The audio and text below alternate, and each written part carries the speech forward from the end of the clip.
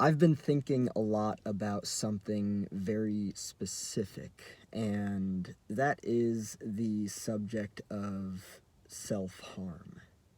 It's fascinating, and I look at people pleasing and I see a parallel between people pleasing and self harm. What I've learned about self harm, and I understand that this is a very sensitive and serious subject.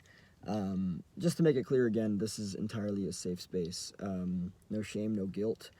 Um, not here to, you know, dabble in any of those things at all. This is really just a space for exploration of individuality and self refinement and healing and all that stuff. Um, but it was over the past year and a half or so now, that I learned that self harm is not just a person cutting themselves. It also has to do with, like, I'll use a metaphor here, right? Um, Emotional bleeding, right? Now, the fascinating thing about that is that I've looked at my own life, and I've looked at all the times that I have done things from a place of codependency, people pleasing, appeasing, all that stuff, right?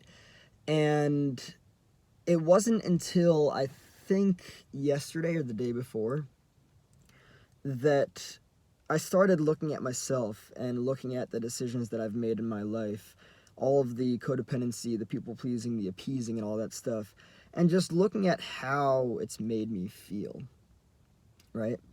And by the way, first and foremost, let me just say that I take responsibility and accountability for the choices and decisions that I've made. I'm not here to point the finger at anybody.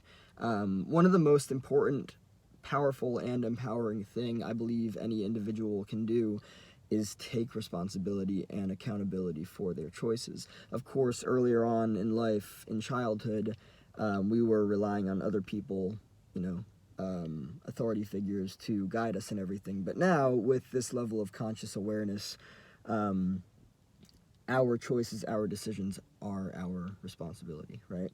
Um, there are still some times that I find myself people pleasing and appeasing. And the one thing that I notice most specifically is just how it makes me feel, right? Um, and the fascinating thing is that the feeling is familiar, rooted in the earlier years of life, right?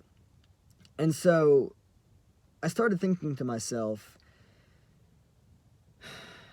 if I people please, if I appease, right, that means that I'm doing something that I don't want to do, right? That's self harm, right? That's self neglect. That's self abandonment. That's self sacrifice, right? And I was thinking about it, and I was like, so every time that I say yes to something that I don't want to do, I'm harming myself because I'm not being congruent with what it is that I actually want. And not only that, but I'm also sitting with the feeling that I get when I say yes to something that is not actually congruent with my wants and needs, right? That I don't feel safe or comfortable with, right? Um, and the fascinating thing is that it is an all too familiar feeling. Massive element here of familiarity, right? The amount of times that I've said to myself, it feels right. It hurts, but it feels right. It's not that it feels right, it's that it feels familiar. So changing the word from right to familiar will actually put a lot more things into perspective. Um, but I've really been sitting with it for the past couple of days now, and I've been looking at my behaviors with myself and with, well, more so with other people. Um, and I'm kind of seeing it for what it is, that codependency, people pleasing, appeasing, when a person neglects themselves and what they truly need, what they truly want, what they truly like, what they truly feel, are they not self-harming? They might not be physically cutting themselves with a, with a razor or whatever it is, right? But they're emotionally bleeding because they're going against what it is that they actually want, because they feel like they're living in survival, so therefore they have to become lesser than themselves to gain something, whether it's love or acceptance or anything. And again, let me just reiterate one more time. This is a space that is safe. There is absolutely no shame here, no guilt, no anything. I'm not here to say what people should or shouldn't do. What I am here to do is look at everything for exactly what it is, to better understand what's actually going on, right? So in codependency, when a person people pleases, I've had experience with this, when they appease, when they give up what they want so that they will receive love, even though that's not, I'm not going to call it not love, I'm just going to call it unhealthy, right? There is a massive foundation of unhealth there at play. I would say that they are self-harming, right? That they are cutting something from themselves that they need, right? Maybe to make some other person feel comfortable or whatever it is, right? There are certain ways that I express myself, that I enjoy expressing myself, that some other person might not like, right? And if I'm in that person's presence, right, and they ask me if I could just not do that. And by the way, like, what I do is not like an attack on them. It's not a personal attack or anything like that. They just don't like the behavior. It's uncomfortable for them. And it might not even be unhealthy, right? So me sabotaging that, me cutting that off of myself, me neglecting myself, me abandoning myself, me not being congruent with myself, I would say that that is self-harm, right? And it actually, it hurts to say this, but the all too familiar feeling of emotional pain, especially through codependency, it fucking sucks to be used by people. It really does. Again, responsibility, accountability, but just it sucks to be used by people. It hurts to be used by people.